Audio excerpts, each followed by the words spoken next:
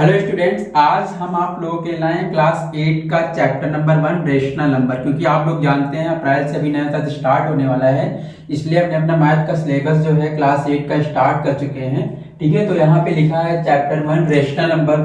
ठीक है, तो चैप्टर को स्टार्ट करने से पहले हम इसके बारे में कुछ जानते हैं कि रेशनल नंबर होते क्या है, और रेशनल नंबर को जानने से पहले हम उसके कुछ और भी पॉइंट्स हैं, सबसे पहले उनको जानते हैं। ठीक है, क्योंकि आप भी जानते हैं कि मैथ में जो है मैथ का जो कॉन्सेप्ट होता है वो पावरफुल होना चाहिए, तभी हम लोग मैथ को अच्छे से समझ पाएंगे चैप्टर्स में। ठीक है, तो आइए स्टार्ट करते हैं। तो रेशनल नंबर को जानने से पहले यहाँ पे हमने लिखा है नेचुरल नंबर। ठीक है, तो नेचुरल नंबर्स क्या होते हैं? ठीक है, जब भी मैथ की शुरुआत हुई तो सबसे पहले नेचुरल नंबर ही आए थे, 1 2 3 4 5। ठीक है, जब किसी को कोई चीज मिली तो उसने बोल दिया ये 1 है, फिर 2 है, फिर 3 है, इसी तरीके से काउंटिंग आगे बढ़ती चली गई। उसके बाद कई सालों के बाद फिर आता है हमारा होल नंबर। अब देखो यहाँ पर अभी तक क्या थी, नेचुरल नंबर में हमारी संख्याएं क्या थी, अधूरी थी, लेकिन जैसे ही हमारा 0 आता है वैसे हमारी संख्याएं क्या होती हैं, पूरी हो जाती हैं। इसलिए होल नंबर्स को हम लोग हिंदी में बोलते हैं पूर्ण संख्याएं। मतलब पूर्ण संख्या मतलब संख्याएं पूरी हो गई। ठीक है, इसके बाद हम लोग जानेंगे यहाँ पे इंटीजर्स। अब जब नेचुरल नंबर आ गए और होल नंबर आ गए तो इसके बाद आते हैं इंटीजर्स। अब इंटीजर्स में क्या होते हैं, इंटीजर्स वो नंबर्स होते हैं जिसमें प्लस और माइनस का कॉम्बिनेशन होता है। मतलब अगर मान लो हमने किसी से कोई 10 रुपीज लिया, ठीक है, तो ये हमारा क्या लिया, हमने पॉजिटिव लिया। अब जब हम किसी को 10 रुपीज देंगे तो यहाँ पे क्या होगा माइनस का 10 हो जाएगा। तो ये माइनस का 10 हमारा क्या हो जाएगा, इंटीजर्स हो जाएगा। ठीक है, तो इसके बाद आता है रेशनल नंबर। रेशनल नंबर क्या होते हैं, जो नंबर्स बटे की शक्ल में लिखे हों, अपॉन की शक्ल में लिखे हों, या हम कह सकते हैं P अपॉन Q की शक्ल में लिखे हों, उसको हम बोलेंगे ये क्या है, रेशनल नंबर है। ठीक है, लेकिन एक बात का ध्यान रखना है कि नीचे Q जो है does not equal to 0, Q के 0 के बराबर नहीं होना चाहिए, नहीं तो वो रेशनल नंबर नहीं होगा। जितने भी नंबर्स अपॉन की शक्ल में होंगे उनको हम रेशनल नंबर कहेंगे, लेकिन ये याद रखना है कि Q does not equal to 0, Q equal to 0 नहीं होना चाहिए।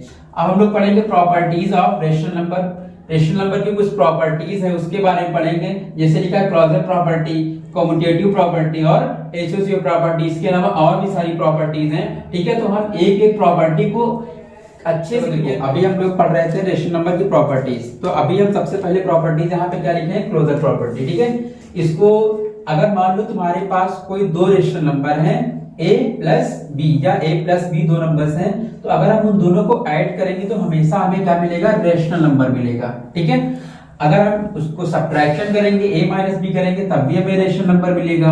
अगर a मल्टीप्लाइड बाय b, अगर हम दोनों को गुणा करेंगे तब भी हमें क्या मिलेगा, रेशनल नंबर मिलेगा। लेकिन हम अगर a को b से डिवाइड करेंगे तो हमें रेशनल नंबर नहीं मिलेगा। मिल भी सकता है, कंडीशन क्या है कि जो नीचे वाला नंबर है वो हमारा 0 नहीं होना चाहिए। अगर नीचे 0 हो सकता है इसलिए हमारा a माइनस बी नहीं हो सकता रेशनल नंबर। ठीक है, हो सकता है, हमने बताया कि नीचे क्या होना चाहिए, 0 नहीं होना चाहिए। ठीक है, 0 नहीं होना चाहिए, तभी वो हमारा क्लोजर प्रॉपर्टी में आ जाएगा। उसके बाद हम लोग पढ़ रहे थे दूसरी प्रॉपर्टी, कम्यूटेटिव प्रॉपर्टी। ये कौन सी प्रॉपर्टी होती है, मान लो यहाँ पे क्या लिखा है, दो नंबर है a प्लस बी, मतलब अगर हम a प्लस बी को ऐड कर सकते हैं और b प्लस a को ऐड करें तो दोनों का आंसर क्या होगा, सेम होगा। क्या होगा, सेम। ठीक है, सेम होगा। फिर अगर हम a माइनस बी करें या b माइनस a करें तो दोनों का आंसर डज नॉट सेम, दोनों का आंसर सेम नहीं होगा। क्यों, क्योंकि यहाँ पे मान लो हमने लिखा 7 माइनस 5, तो यहाँ पे कितना आ जाएगा, यहाँ 2 आएगा।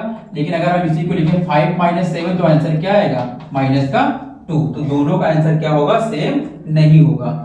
इसी तरीके से हम तीसरे में आते हैं, तो अगर हम a और b का मल्टीप्लाई करें, चाहे b और a का मल्टीप्लाई करें, तो दोनों का आंसर क्या होगा, सेम होगा। चाहे तो हम 2 को 3 से मल्टीप्लाई करें या फिर हम 3 को 2 से मल्टीप्लाई करें, दोनों का आंसर 6 आएगा। ठीक है, अगर हम अब आते हैं डिवाइड पे, यहाँ पे a डिवाइड बाई b लिखा है, अगर हम a को b से डिवाइड करेंगे तो इसका आंसर नॉट डिफाइन होगा। ठीक है, तो ये दो प्रॉपर्टीज हो गई।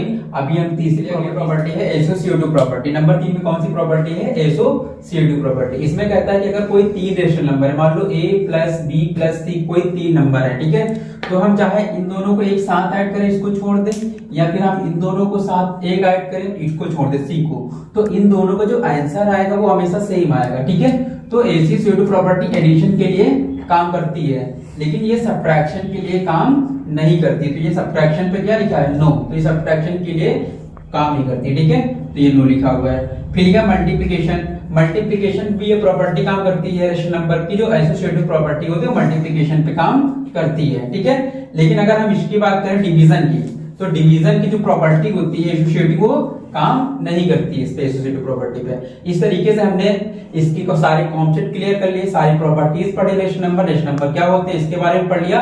और अगली वीडियो हम लोग क्या करेंगे, एक्सरसाइज को सॉल्व करेंगे 1.1।